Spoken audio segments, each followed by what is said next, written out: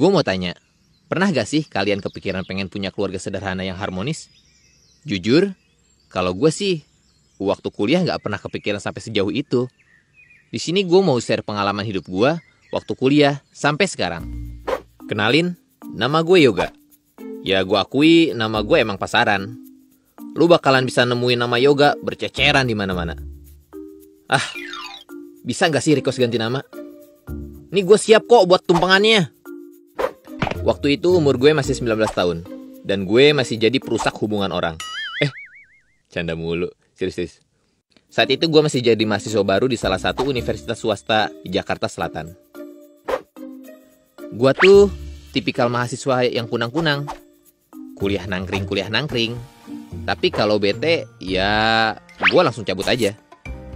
Mending balik ke rumah main PS1 di kamar gue. No life ya. Hal ini gue lakuin hampir 1 semester. Kalau 12 semester gak lulus-lulus. Ya. Garing ya? Oke lanjut. Pas gue lagi di parkiran, mau siap-siap balik, gak sengaja gue ngeliat ada cewek cantik. Cantik banget. Dalam hati gue, wih, boleh juga nih cewek. Gue langsung mencet kunci remote mobil gue. Kalau mencet bisul, tuh cewek auto nengok ngeliat gue. Tatapannya itu loh, dalam banget. Mungkin dalam pikirannya, wih, keren juga tuh mobil. Boljuk nih cowoknya. Secara mobil gua BMW. Udahan halunya. Tapi seenggaknya kita saling bertukar senyuman. Dan senyuman dia, rasanya ingin menafkahi. Terus, pas hari selanjutnya, kelar matkul gua nongkrong sambil semuki-semuki santuy gitu. Mayan lah, biar dikata eksis gitu. Ini bukan iklan kartu perdana. Gak ada angin, gak ada geledek. Tiba-tiba, gue malah lihat cewek yang kemarin di parkiran. Dia kayaknya lagi kerepotan. Bawa nampan gitu. Berhubung suasana kantin lagi rame, gue rasa gak ada salahnya buat nawarin dia duduk di depan gue. Samping aja deh kalau bisa. Sampingan di pelaminan. Ya udah gue tawarin. Mbak, duduk sini aja. Masih kosong kok di sini. Sama di sini. Respon dia senyum-senyum gitu. Dan dia langsung duduk depan gue. Setelah gue speak tipis-tipis, akhirnya kita ngobrol asik ngalor ngidul sampai lupa kenalan. Terus gue beraniin diri buat kenalin diri gue ke dia. Sorry nyorocos mulu. Gue sampai lupa buat kenalan. Kenalin, nama gue Yoga Sandrium Koluptunium. Susah ya? Panggil aja sayang kalau susah. Bercanda. Kalau Mbak namanya siapa ya? Akhirnya dia memperkenalkan diri. Namanya Arin. Dan ternyata dia juga masih maba kayak gua. Terus dia nyeletuk. Jangan panggil Mbak dong. Kan kita seangkatan. Panggil aja Arin. Dan semuanya berjalan lancar. Apa jangan-jangan karena mobil gua ya? Semenjak itu gua gak nolef-nolef amat lah. Yang awalnya gua sering nongkrong-nongkrong gak jelas. Sekarang, gue kelar kuliah main dulu sama Arin. Asik. Kadang kita makan bakso di dekat kampus. Kadang kalau nggak mood kampus, ya kita pergi nonton bioskop. Ya kali nonton adu cupang. Ikan ya. Terus, kalau Arin lagi puyeng nugas kuliah, pastinya si super yoga ini selalu ada buat dia. Ya kayak nganter ke Gramedia buat nyari buku. Atau sekedar buat seru-seruan aja. Karena kita semakin dekat, akhirnya gue sama Arin memutuskan untuk jadian. Nah, akhirnya si Arin sering banget gue ajakin ke rumah. Tapi gak pas lagi kosong loh ya. Di situ gue kenalin dia ke bokap nyokap gue. Respon mereka sih, ya oke-oke aja. Semuanya pada welcome ke Arin. Bahkan kalau ada acara keluarga, si Arin suka gue ajak juga. Malam minggu abis ngapelin Arin, gue pulang ke rumah agak maleman. Nah, ternyata bokap nungguin gue di depan rumah. Pas lagi ngelepas sepatu, bokap nanya ke gue. Yoga, kamu dari mana? Kok jam segini baru pulang? Gue jawab dengan santuy. Abis main sama Arin, Pah. Terus bokap gue nyeletuk gini. Kalau kamu mau serius berhubungan sama Arin, mending nikah aja. Tapi kalau kamu gak mau serius, ya gak usah pacaran. Jelep! Tiba-tiba ada kalimat yang gak pernah gue bayangin keluar dari mulut bokap gue. Tapi kali ini gue yakin bokap gue ngomongnya serius. Gue akuin, bokap gue punya pemikiran yang unik. Dia tuh visioner untuk perihal jangka panjang ke depannya. Gue juga mikir, kalau bokap mau nyelamatin gue dari perbuatan zina, semuanya pasti udah dia pikir matang-matang. Jadi bokap tuh punya pemikiran dunia dan akhirat yang balance. Tapi gila, nikah muda di umur 19 tahun gini. Ini masa-masanya gabung U23. Tapi coba bayangin deh, gue masih mahasiswa, pekerjaan gak punya, apalagi pendapatan. Kan gue masih minta uang saku ke bokap nyokap. Terus anak orang mau gue kasih makan apa ntar kalau gini? Gue kan cuma mau pacaran doang, bukan mau buru-buru nikah.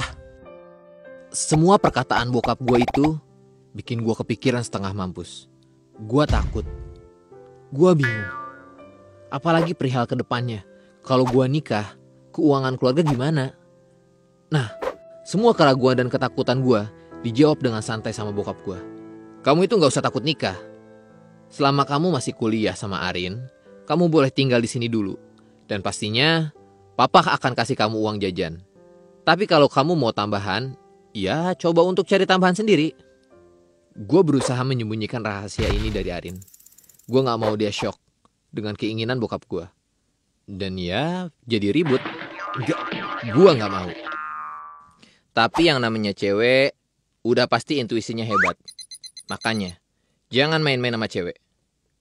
Gak perlu waktu lama akhirnya gue bercerita dengan jujur. Di situ gue jelasin panjang lebar perihal keinginan bokap yang terbilang mendadak. Kayak tahu bulat. Respon Arin agak sedikit kaget. Yang serius? Kan kita masih kuliah. Nanti kalau aku jelasin ke orang tua aku gimana? Pasti yang dipikir aku hamil duluan. Atau yang enggak. Aduh. Pusing. Arin juga bingung. Gimana gak bingung? Dia di Jakarta tinggalnya ngekos. Sedangkan keluarganya ada di Sumatera. Pasti bakalan ribet buat nyampeinnya. Gimana tanggapan teman-teman kampus gua? Kalau Arin dicap cewek yang gak bener, apakah masalahnya bakal kelar abis nikah? Bisa gak ya? Singkat cerita, setelah pergolakan hati gue yang bikin naik turun, gue sama Arin udah mantep buat mempertimbangkan semuanya. Dan alhamdulillahnya, Arin bisa ngeyakinin keluarga mereka yang ada di Sumatera. Di awal semester 3, gue putusin untuk melangsungkan pernikahan. Acaranya berjalan dengan lancar. Ya nggak gede-gedean kok. Kita cuma ngundang keluarga internal aja sama beberapa teman dekat. Mantan dateng nggak ya? Tapi sebulan setelah pernikahan, bokap gue ngadain resepsi gede-gedean. Ya maklum lah, relasi bisnis bokap banyak. Dan gue rasa bokap super duper bahagia dengan pernikahan kami. Sumpah, momen ini bikin gue terharu. Seolah-olah gue terlahir kembali. Kebahagiaan yang gue rasain sampai gak bisa gue ungkapin dengan kata-kata. Semoga kedepannya gue bisa jadi pribadi yang lebih bertanggung jawab. Mulai saat ini, gue rasa Arin adalah sosok super spesial yang harus gue jaga dalam hidup gue. Tapi gak berselang lama dari pernikahan gue sama Arin, banyak omongan gak enak. Ada yang bilang kalau Arin itu hamil. Ada juga yang bilang kita ketangkep Satpol PP pas lagi berduaan. Ya, pokoknya macem-macem deh. Makanya kita disuruh untuk nikah cepet-cepet. Ya meskipun masih banyak omongan negatif tentang kita, tapi karena kita merasa semua omongan itu gak bener, ya kita bawa santai aja. Kenyataannya, kita berdua komitmen menunda memiliki momongan selama kuliah. Biar gak kerepotan dan bisa fokus gitu. Dan setelah 3 tahun sehabis nikah, kita akhirnya lulus kuliah. Dan semua omongan jelek ke kita berangsur menghilang. Rasanya pengen gue ketawain tuh yang nuduh Arin hamil. Abis lulus kuliah gue dikaruniai seorang anak cowok. Namanya Zaki. Gue excited banget dong punya anak di umur gue yang masih muda. Dan ketika Zaki udah tumbuh jadi anak remaja berumur 15 tahun, umur gue sekarang 37 tahun. So, kita kayak temenan gitu. Padahal kita ayah dan anak. Tapi semua yang gue lalui ini gak serta-merta mudah dan bahagia terus. Ada kalanya ada masalah sekecil apapun dalam rumah tangga. Tapi pesan gue, lu harus nikmati semua prosesnya. Hadapi bersama, jalani dengan ikhlas dan tulus. Dan gue berterima kasih banget sama bokap gue yang udah mau membantu dan mengarahkan gue ke jalan yang benar. Gue kagum sama pemikirannya. Tindakannya juga tepat. Gue rasa bokap adalah the real superhero in my life. Makasih ya papa. Sedikit tips buat kalian yang mau menikah muda. Pastiin kalian udah siap secara mental dan materi. Karena menikah bukan hanya soal having sex dan perasaan. Tapi semua hal yang berkaitan dengan elemen-elemen kehidupan yang pastinya kondisi materi perlu diperhatikan. Dan kalau kalian menikah dalam keadaan masih sama-sama kuliah, jangan buru-buru untuk punya momongan.